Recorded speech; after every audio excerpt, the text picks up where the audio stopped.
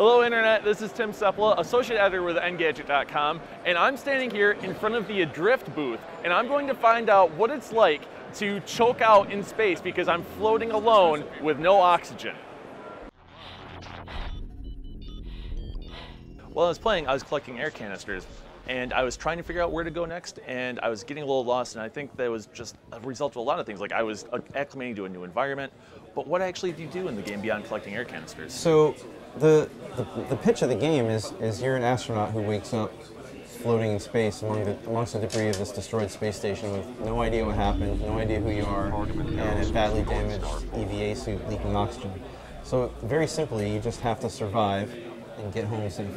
You accomplish that by exploring this destroyed space station environment and collecting precious resources like oxygen and repairing your suit and your visor through repair stations. Oxygen is our main game mechanic. So your suit is always slowly leaking oxygen. So there's a pressure there. And because we use oxygen as a shared resource for movement and life, every time you use your propulsion pack, you deplete your oxygen. So movement in Adr1ft is very important. Every movement matters. So you're basically going around repairing your suit, repairing the ship so you can go home safely, and along the way you end up finding audio logs and computers, and you start learning the stories of the crew members that didn't survive this event. And through hearing their stories, you learn who you are and what happened. The biggest thing that I wanted to say was, like, it took my breath away, and it really felt claustrophobic even though I was in a gigantic open space with complete 360 degrees of movement. We took a lot of time to really create the helmet environment.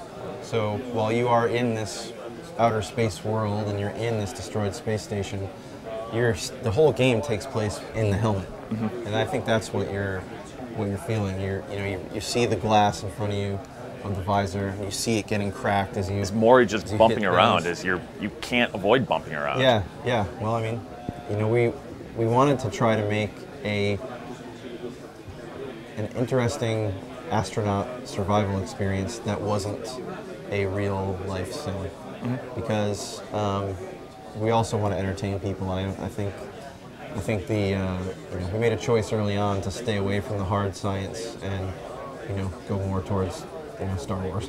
Oh, it's Gravity the game, and while it's extremely not Gravity the game and it's very different, I'm happy to have people make that association because it wipes out any barriers people have about understanding the game right away, and they're basically primed for it from the beginning.